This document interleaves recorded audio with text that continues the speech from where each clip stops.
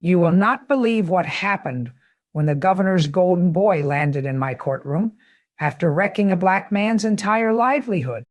In today's case, I take you deep into a courtroom showdown where a privileged young man thought his last name could protect him after destroying a black-owned barbershop. But he did not expect me to peel back every layer of entitlement and expose the truth behind his so-called accident. And believe me when I tell you, this case had political pressure, hidden surveillance, and a twist that left the courtroom speechless. Stick around until the very end, because what you are about to hear is a real-life courtroom drama straight from my bench that never made it to air. This is one of those secret Judge Judy files you were never supposed to see. But today, I am bringing it all out in the open. It was one of those mornings where the courtroom was buzzing with energy, and the air was thick with anticipation. I walked in, as usual, my robe flowing behind me, ready to take on another case. But little did I know, today would be different. As I sat down, I saw the case files in front of me. The title made my eyes narrow. The name on the file read Case of the Governor's Son, Vandalizing Black-Owned Barbershop. ... Now, I had heard some crazy things in my career, but this one caught my attention in a way that felt like it hit too close to home. The young man in the defendant's chair was none other than Jason Walker, the son of Governor Douglas Walker. He was clean-shaven, wearing a suit that screamed privilege, but there was something about his demeanor that didn't sit right with me. His lawyer, a slick-talking man named Richard Calloway, stood by his side, both looking like they already believed the case was closed.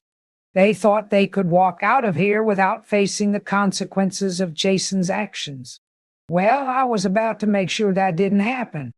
The plaintiff, Mr. Troy Peterson, a hard-working black man who had spent years building his dream into a thriving barbershop in the heart of the city, was sitting on the other side of the courtroom.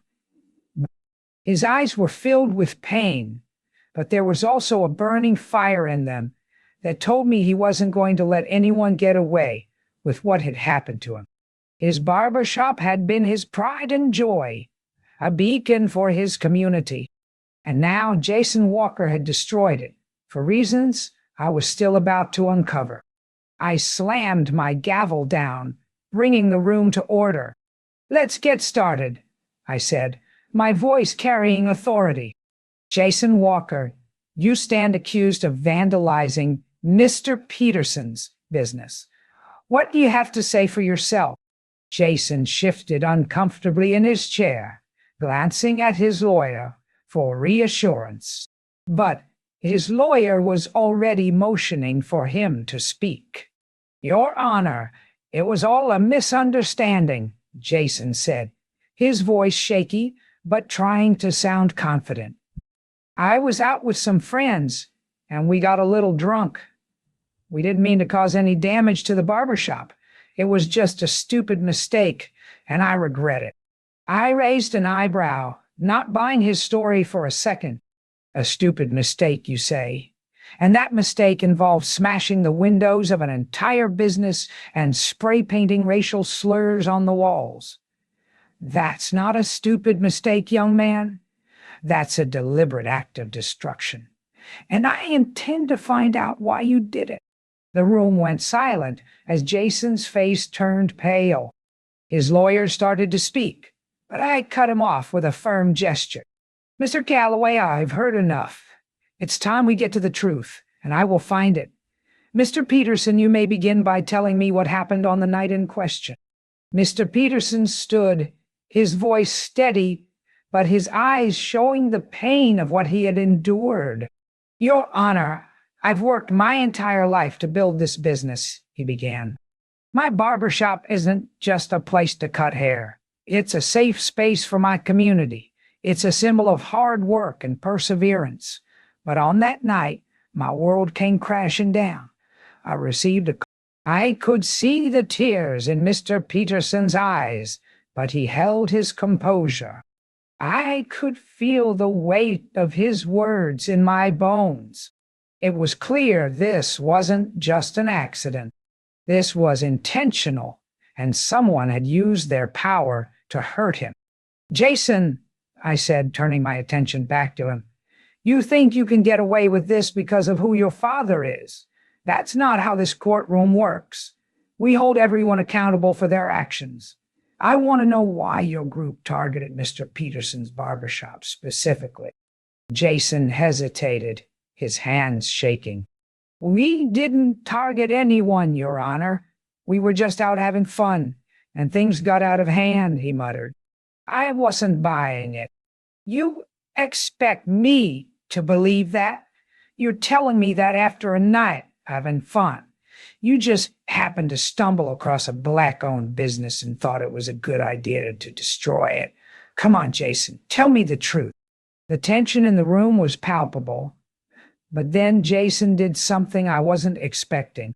He broke down, his face twisted in guilt, and his voice quivered as he finally spoke the truth. It wasn't just us being drunk, Your Honor. My friends and I, we were encouraged to do it.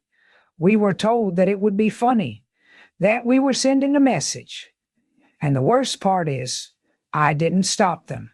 I'll let it happen.